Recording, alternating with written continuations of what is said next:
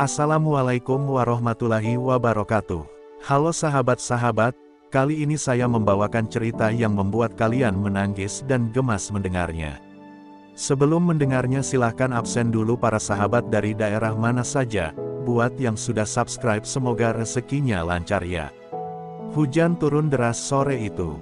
Suaranya memukul atap seng rumah kami dengan ritme yang tak henti, seperti ingin mengusir semua kehangatan yang pernah ada di sini.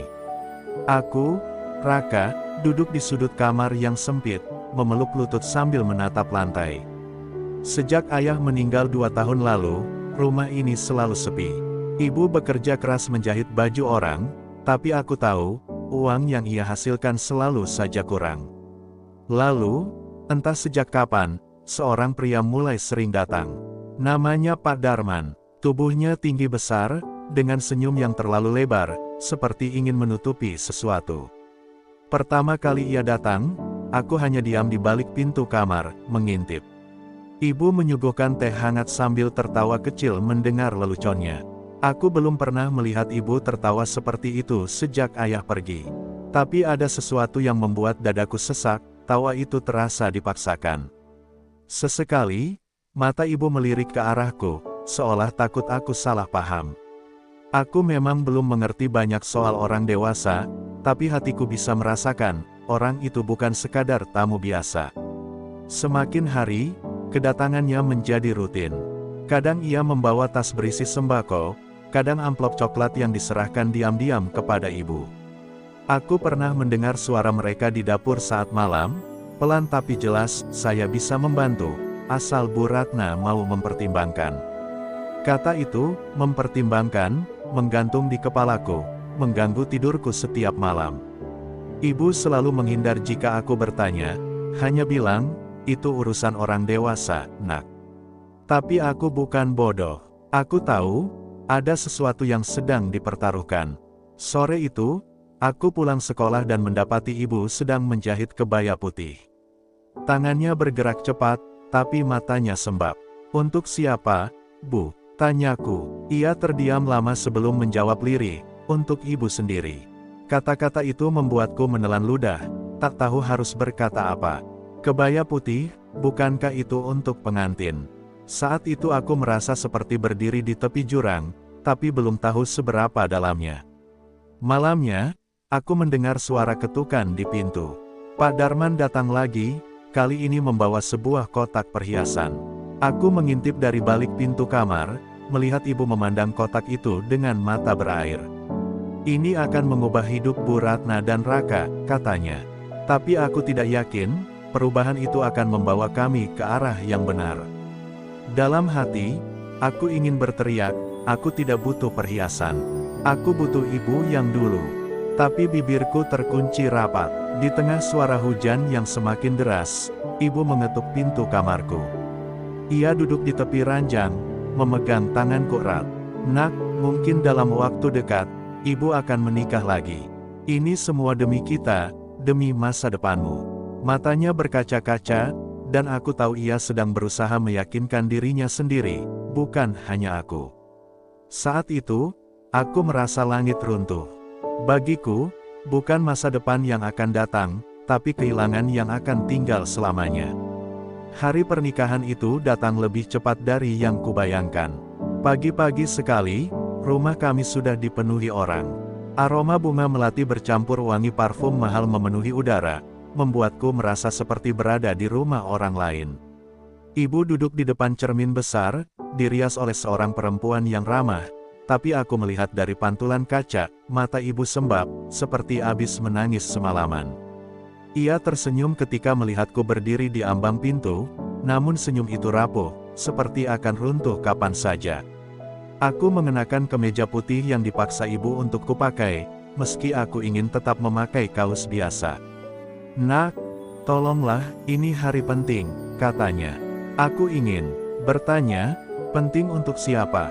Untuk kita, atau untuk uang itu? Tapi pertanyaan itu hanya menggantung di kepalaku. Di luar rumah, suara musik pernikahan mulai terdengar, riuh dan ceria. Kontras sekali dengan hatiku yang seperti diselimuti kabut tebal. Upacara berlangsung di aula kecil yang dipenuhi tamu. Semua orang tersenyum, menyalami ibu dan pria yang kini berdiri di sisinya, Pak Darman. Aku berdiri di pojok ruangan, memegang gelas air mineral yang sejak tadi tak kuminum. Saat penghulu meminta mereka mengucap janji setia, aku merasa dadaku diremas. Kata, "Aku bersedia," keluar dari bibir ibu, tapi di telingaku terdengar seperti, "Aku rela meninggalkanmu." Tepuk tangan bergema, namun bagiku itu terdengar seperti suara pintu yang tertutup untuk selamanya. Setelah akad selesai, ibu menghampiriku, memelukku di hadapan semua orang. "Nak, mulai hari ini, kita akan hidup lebih baik," katanya. Tapi pelukan itu dingin. Tidak ada lagi aroma sabun cuci yang biasa menempel di bajunya, hanya wangi parfum yang asing. Aku ingin berbalik dan pergi, tapi kaki ini terasa terpaku. Aku hanya bisa menahan napas, takut air mataku jatuh di tengah keramaian. Malam itu, rumah kami berubah. Ada kursi-kursi baru, hiasan dinding mahal, dan suara langkah kaki Pak Darman yang berat. Aku tidur di kamar sendiri, tak lagi bisa meringkuk di samping ibu seperti dulu. Di luar, ku dengar suara mereka bercakap-cakap, diselingi tawa kecil ibu. Tapi di balik tawa itu, aku tahu, ia sedang memaksa dirinya bahagia, sama seperti aku yang memaksa diriku untuk percaya bahwa semuanya akan baik-baik saja. Hari-hari setelah pernikahan terasa seperti berjalan di tanah asing. Rumah yang dulu sederhana dan penuh suara mesin jahit kini dipenuhi perabot mahal, tapi dingin seperti hotel. Pak Darman menetapkan aturan-aturan baru, aku harus berbicara sopan setiap saat, tidak boleh berlari di dalam rumah, dan harus izin jika ingin keluar bermain. Bahkan untuk memanggil ibu pun aku harus mengetuk pintu kamarnya terlebih dahulu. Semua ini membuatku merasa seperti tamu di rumahku sendiri. Ibu mulai sibuk dengan urusan suaminya. Pagi hari ia menyiapkan kopi untuk Pak Darman, siang mengurus keperluan rumah, sore kadang pergi bersamanya entah kemana. Waktu kami berbicara semakin sedikit, dan saat berbicara pun rasanya seperti ada dinding tak kasat mata di antara kami. Aku sering menunggu di meja makan hanya untuk makan malam bersama, tapi seringkali mereka pulang larut malam, meninggalkanku dengan piring kosong dan perut yang sudah keburu kenyang hanya dengan mie instan. Suatu sore, aku pulang sekolah lebih cepat dan melihat ibu duduk di ruang tamu bersama Pak Darman. Mereka membicarakan rencana liburan, tapi tak ada satupun rencana itu melibatkan aku. "Biar Raka di rumah sama Bibi," kata Pak Darman, dan ibu hanya mengangguk. Saat itu, aku merasa benar-benar terbuang. Seakan aku bukan bagian dari keluarga baru ini, melainkan beban yang harus diletakkan di sudut agar tak mengganggu pemandangan. Malam itu, aku mencoba mengetuk pintu kamar ibu. Tidak ada jawaban. Aku mengetuk lagi, lalu terdengar suara langkah Pak Darman yang berat. "Raka, ibumu sedang istirahat, besok saja." Suaranya tegas, tapi di telingaku terdengar seperti perintah untuk menjauh. Aku kembali ke kamar, duduk di tepi ranjang sambil memandangi foto lama. Aku dan ibu tersenyum lebar di depan rumah yang dulu. Dalam foto itu, tidak ada perabot mahal, tidak ada pria asing, tapi ada kehangatan yang kini hilang entah kemana. Di dalam hati, aku mulai mengerti sesuatu yang menyakitkan. Pernikahan itu bukan hanya mengubah hidup ibu, tapi juga menghapus ruangku di hatinya. Dan aku tidak tahu apakah ruang itu bisa kembali, atau selamanya sudah ditempati oleh orang lain. Hari itu, sekolah mengadakan acara pentas seni. Aku berlatih, berhari-hari untuk membacakan puisi yang kubuat sendiri, tentang kehilangan seorang ayah dan harapan akan keluarga yang utuh kembali. Aku membayangkan ibu duduk di barisan depan, tersenyum bangga. Tapi ketika acara dimulai, kursi itu kosong. Aku tetap membacakan puisiku dengan suara bergetar, berharap ia akan muncul di tengah-tengah acara. Namun sampai tirai panggung ditutup, ibu tak pernah datang. Aku pulang dengan langkah berat. Di rumah, kulihat ibu duduk bersama Pak Darman di ruang tamu, tertawa mendengarkan ceritanya tentang bisnis. Aku berdiri lama di ambang pintu, menunggu ibu menoleh. Tapi ia hanya berkata, "Oh, kamu sudah pulang. Tadi ibu sibuk, Nak." "Maaf." "Ya," kata maaf, itu terdengar hampa. Aku ingin berteriak bahwa aku tak butuh maaf. Aku hanya butuh ia hadir. Tapi suaraku terkunci oleh rasa perih yang menyesakkan dada. Malamnya, aku mendengar suara dari kamar mereka, bukan cekcok, tapi obrolan tentang uang. Pak Darman berkata, "Lihat, semua ini tidak akan ada kalau kamu tidak menikah denganku." Ibu hanya diam, lalu menjawab lirih, "Ya, aku tahu." Hatiku bergetar. Jadi benar, semua ini demi uang. Bukan demi aku, bukan demi cinta, hanya demi bertahan hidup. Dan entah kenapa, mendengar kebenaran itu justru membuat luka di dadaku semakin dalam. Keesokan harinya, saat sarapan, aku memberanikan diri berkata, "Bu, kalau semua ini cuma demi uang, kenapa ibu nggak cari cara lain?" Suasana meja makan langsung membeku. Pak Darman menatapku tajam, lalu berkata, "Jangan kurang ajar sama orang tua." Ibu hanya menunduk, tak membelaku, tak menjawab pertanyaanku. Saat itu, untuk pertama kalinya aku merasa suaraku benar-benar tak berarti di rumah ini. Aku kembali ke kamar, menutup pintu rapat-rapat, dan menangis tanpa suara. Bukan hanya karena ibu tak datang ke pentas seniku, tapi karena aku mulai sadar, mungkin aku sudah kehilangan ibu, bahkan saat ia masih hidup di bawah atap yang sama denganku. Dan itu adalah kehilangan yang jauh lebih menyakitkan daripada kematian. Beberapa minggu setelah kejadian itu, aku semakin jarang berbicara dengan ibu. Kami tinggal di rumah yang sama, tapi seperti hidup di dunia yang berbeda. Hingga suatu malam, hujan turun deras, persis seperti malam ketika ibu pertama kali memberitahuku tentang pernikahan ini. Aku duduk di jendela, memandangi jalan yang basah, mencoba menenangkan hati yang tak pernah benar-benar sembuh. Tiba-tiba, aku mendengar suara pintu kamar diketuk pelan. Ibu masuk dengan wajah lelah. Tanpa berkata apa-apa, ia duduk di lantai di depanku. Air matanya mengalir, dan suaranya bergetar ketika berkata, "Nak, maafkan ibu. Ibu kira semua ini akan membuat kita bahagia, tapi ternyata ibu salah." Aku menatapnya lama, berusaha mencari sisa-sisa ibu yang dulu selalu melindungiku. Tapi di hadapanku, hanya ada seorang perempuan yang terjebak dalam pilihannya sendiri. Ibu pikir uang bisa menggantikan segalanya, lanjutnya, tapi ternyata, kehilangan waktu dengan kamu adalah harga yang terlalu mahal. Tangannya terulur, mencoba memegang tanganku. Aku membiarkannya, tapi hatiku berdebat, antara ingin memeluknya atau mendorongnya pergi. Air mataku akhirnya jatuh, membasahi pipi. "Bu, aku cuma mau ibu ada di sini. Nggak peduli miskin atau susah. Aku cuma mau ibu." Suaraku pecah di tengah hujan yang memukul atap. Kami akhirnya saling berpelukan, untuk pertama kalinya setelah sekian lama. Pelukan itu hangat, tapi di dalamnya ada rasa pahit, karena aku tahu, ini mungkin hanya momen singkat sebelum semuanya kembali seperti semula. Tapi untuk malam itu, aku memutuskan memeluknya erat-erat, seakan bisa mengikatnya kembali agar tak lepas lagi. Di luar, hujan masih deras.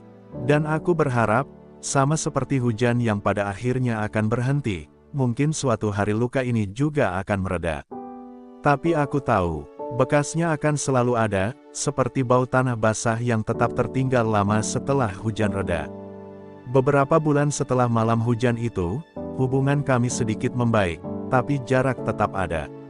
Ibu mulai berusaha meluangkan waktu, menemaniku makan atau sekadar mengobrol, tapi aku tahu hatinya masih terikat pada kewajiban sebagai istri Pak Darman. Sampai suatu hari, semua berubah. Pak Darman mendapat tawaran kerja di kota lain, dan ibu harus ikut. Aku tidak diajak. Keputusan itu sudah final, aku akan tinggal bersama nenek di kampung. Hari perpisahan itu datang terlalu cepat. Pagi-pagi sekali, koper ibu sudah tertata rapi di mobil.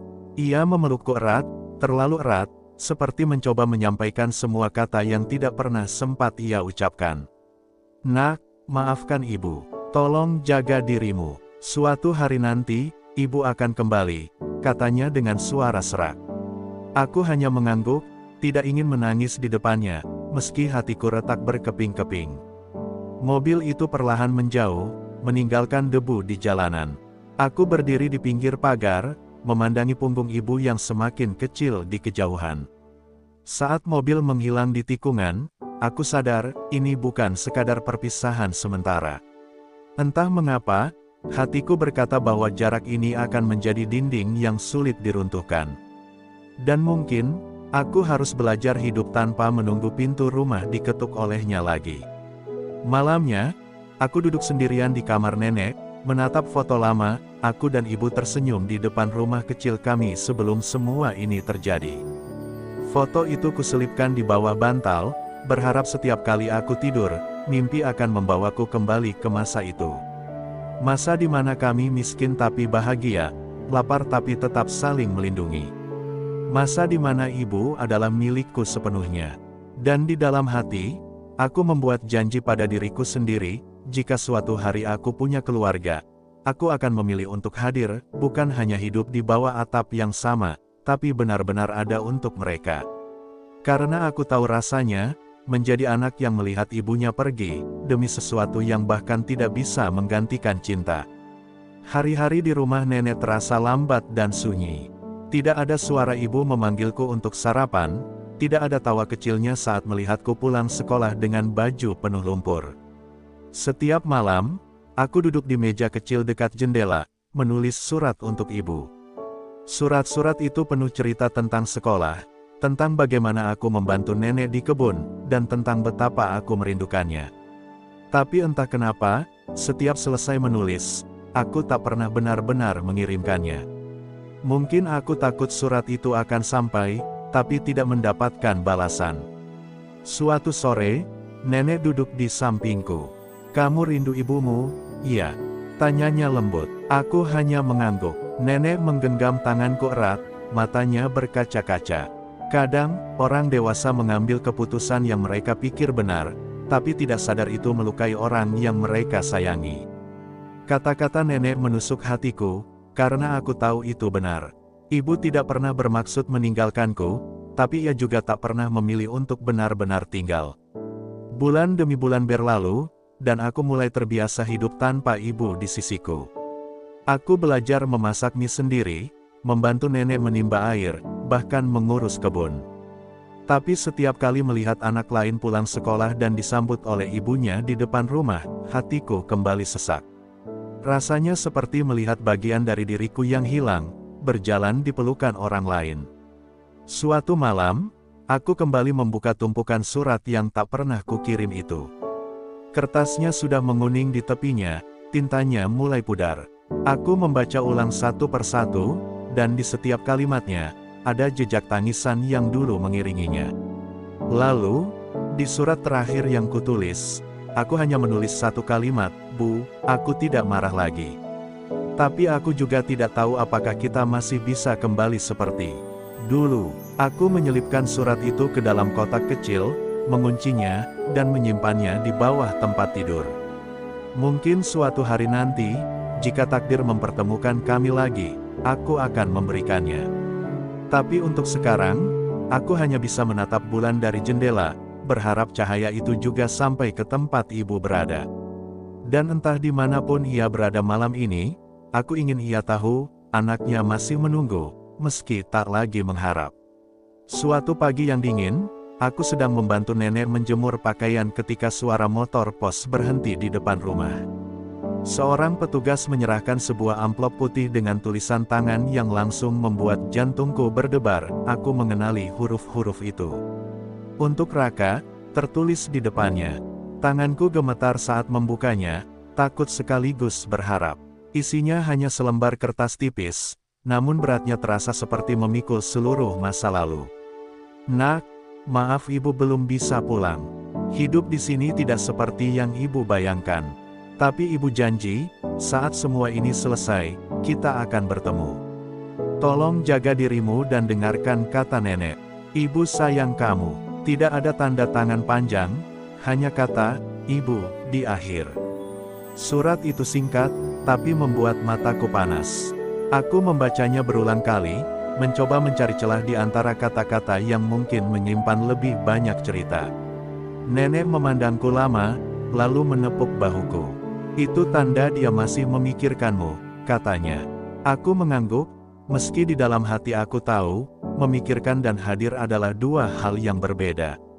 Namun, untuk pertama kalinya setelah sekian lama, aku merasakan sesuatu yang mirip dengan harapan. Mungkin surat ini adalah tanda bahwa cerita kami belum benar-benar berakhir. Malam itu, aku mengambil kotak kecil berisi surat-surat yang tak pernah kukirim.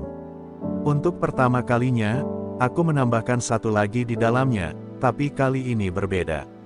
Aku menulis, "Bu, aku masih di sini. Aku masih menunggu, dan aku masih anakmu." Tak ada keluhan, tak ada kemarahan, hanya kejujuran yang keluar dari hati seorang anak yang terlalu lama menahan rindu. Ketika aku menutup kotak itu dan menyelipkannya kembali di bawah tempat tidur, hujan turun di luar jendela. Suaranya lembut, tidak seperti hujan deras yang dulu membawa kabar kehilangan. Mungkin, ini adalah hujan yang membawa kabar pulang. Dan malam itu, untuk pertama kalinya, aku tidur dengan senyum kecil di bibir, sambil berdoa agar surat itu bukanlah yang terakhir dari ibu. Bertahun-tahun setelah surat itu datang, aku mulai menerima kenyataan bahwa mungkin ibu tidak akan pernah benar-benar kembali. Aku tumbuh menjadi remaja, menjalani hidup dengan nenek, belajar menutup luka dengan senyum. Tapi suatu sore, saat aku pulang dari sekolah, seorang perempuan berdiri di depan gerbang rumah nenek. Rambutnya sudah ada helaian putih, wajahnya lebih tirus, tapi matanya masih sama seperti yang ada di foto lama di bawah bantal. "Ibu," suaraku bergetar. Ia tersenyum, lalu menangis sebelum sempat menjawab. Langkahku maju perlahan, sampai akhirnya kami saling meraih dan berpelukan erat. Pelukan itu lama, hangat, dan penuh air mata. Tidak ada kata yang cukup untuk menebus semua waktu yang hilang, tapi pelukan itu mengatakan semuanya, bahwa meski sempat terpisah, cinta di antara kami tidak pernah mati. Di dalam rumah, kami duduk berdua. Ibu bercerita tentang kehidupannya di kota, tentang penyesalan, dan tentang keberanian yang akhirnya ia temukan untuk meninggalkan semua itu demi kembali padaku. Aku mendengarkan tanpa menyela, karena setiap kata darinya adalah jawaban yang dulu tak pernah kudapatkan. Meski masa lalu tidak bisa dihapus, kami bisa memulai lembaran baru. Malam itu, aku kembali tidur dengan ibu di sisiku, seperti dulu ketika aku masih kecil. Tidak ada perabot mahal, tidak ada rumah besar, hanya ranjang sederhana dan suara jangkrik di luar jendela. Tapi di sanalah aku sadar, inilah rumah yang sebenarnya, tempat di mana orang yang kita cintai ada di samping kita, bukan hanya dalam ingatan. Dan sejak hari itu, aku tidak lagi menulis surat yang tak terkirim. Karena setiap kali aku ingin bicara dengan ibu, aku cukup memanggilnya, dan ia akan menjawab. Terima kasih kepada semua penonton yang sudah setia mendengarkan kisah ini hingga akhir. Semoga cerita ini menjadi pengingat bahwa keluarga bukanlah tentang harta atau kemewahan, melainkan tentang kehadiran dan cinta yang tulus. Untuk siapapun yang pernah merasa kehilangan, semoga Tuhan mengganti dengan kebahagiaan yang lebih indah. Semoga kita semua selalu diberi kesehatan, umur panjang, dan rezeki yang berkah. Wassalamualaikum warahmatullahi wabarakatuh.